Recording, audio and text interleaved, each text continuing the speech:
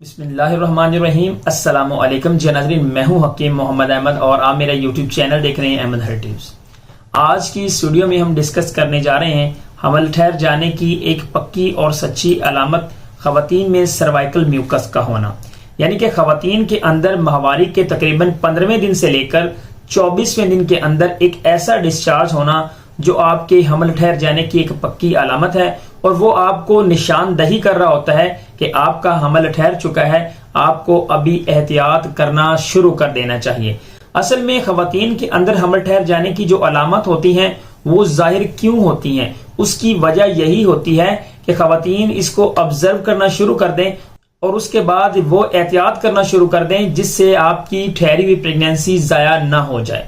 तो आज की इस वीडियो को हम दो पार्ट्स के अंदर डिवाइड करेंगे। खवातीन कह रही होती हैं कि सर मुझे तकरीबन 15वें दिन से लेकर 24वें दिन के अंदर अंदर बहुत गाढ़ा कलर का डिस्चार्ज हो रहा है, जिस तरह से दूधिया कलर का डिस्चार्ज होता है। तो वो डिस्चार्ज क्यों होता है, वो हमल ठहर जाने की निशानी है या नहीं। नंबर 2, कुछ खवातीन ऐसी होती हैं जो कहती हैं कि मुझे सर पतला किस्म का डिस्चार्ज हो रहा है, स्टिकी किस्म का डिस्चार्ज हो रहा है। आज की स्टूडियो में हमने इस दोनों पार्ट्स को प्रॉपर तरीके से लॉजिकली डिफाइन करना है और समझना है कि हमल ठहर जाने वाला डिस्चार्ज कौन सा है। तो वीडियो में मजीद आगे बढ़ने से पहले चैनल को सब्सक्राइब करना मत भूलिएगा। पहले हम ये डिस्कस कर लेते हैं कि हमल ठहर जाए तो कौन सा डिस्चार्ज होता है। नंबर 1, जब खवातीन को ओवुलेशन होती है, यानी कि वो वाला प्रोसेस जब उनका अंडा खारिज हो जाता है, एग रप्चर हो जाता है उनकी ओवरी से, ताकि आप प्रेगनेंसी को कंसीव कर सको। उस वक्त आपको जो सेल बनता है, जो अंडे का सेल बनता है वो फटता है, एग रप्चर होता है, तो आपको पतला स्टिकी किस्म का व्हाइट कलर का डिस्चार्ज होने लग जाता है। ये जो व्हाइट कलर का डिस्चार्ज होता है ये खवातीन को तकरीबन 15वें दिन से लेकर एवरेज खवातीन की जो पीरियड की साइकिल होती है वो 28 दिन की होती है। तो इसके अकॉर्डिंग आपको बता रहा हूं तकरीबन 15वें दिन से लेकर 24वें से लेकर 25वें दिन तक उसको व्हाइट कलर का डिस्चार्ज होता रहता है। इसको किस तरह से हम ऑब्जर्व करेंगे कि ये हमल ठहर जाने की एक पक्की और सच्ची अलामत है। जब आपका हमल ठहरता है तो फर्टिलाइजेशन का प्रोसेस होता है।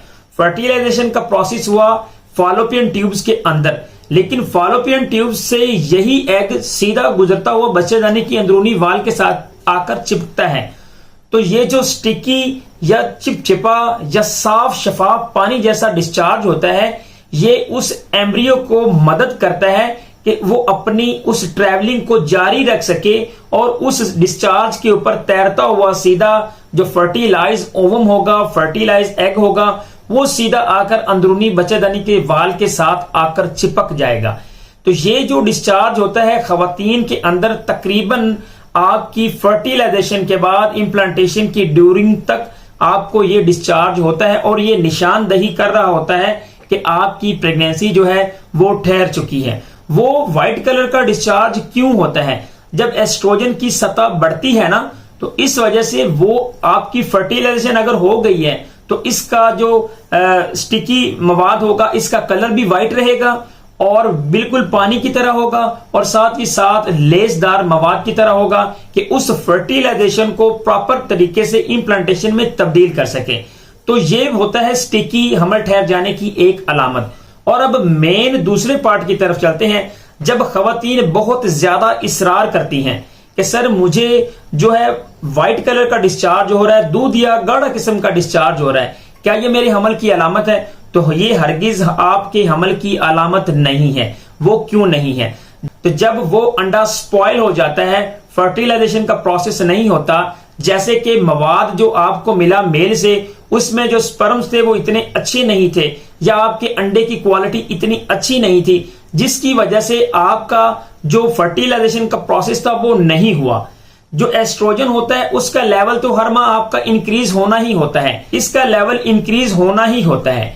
लेकिन जब फर्टिलाइजेशन नहीं होती, अंडा स्पॉइल हो जाता है, तो यही डिस्चार्ज एस्ट्रोजन की सतह बढ़ने की वजह से गाढ़ा हो जाता है। ये गाढ़ा क्यों होता है? ये जो बैक्टीरिया होते हैं, जो नुकसानदेह बैक्टीरिया होते हैं, वो अंदर की तरफ ना आ सके, वो उसमें आपका जो प्रोसेस होता है तैरने का या गुजरने का वो कम हो जाता है, वो गाढ़ा होगा, उसमें जो एग होगा या आपके जो स्पर्म्स होंगे वो आगे की तरफ नहीं जाएंगे। इवन के जो खतरनाक किस्म के बैक्टीरिया होंगे, वो बैक्टीरिया भी आपकी जो वजाइना है उसके अंदर नहीं जा सकेंगे, ताकि आपको कोई इन्फेक्शन ना हो जाए। ये अल्लाह ताला की तरफ से एक ऐसा निजाम है, अगर आपकी प्रेगनेंसी हो जाती है तो वो व्हाइट कलर का डिस्चार्ज होता है कि उस फर्टिलाइजेशन के प्रोसेस को इंप्लांटेशन में तब्दील किया जाए। लेकिन इसकी दूसरी तरफ जब आपकी प्रेगनेंसी ठहरती नहीं है तो उस सर्वाइकल म्यूकस को गाढ़ा करना शुरू कर देता है वो एस्ट्रोजन। उसकी सतह बढ़ने की वजह से वो सर्वाइकल म्यूकस गाढ़ा हो जाता है और आपको बैक्टीरिया से और खतरनाक बैक्टीरिया से महफूज करने लग जाता है।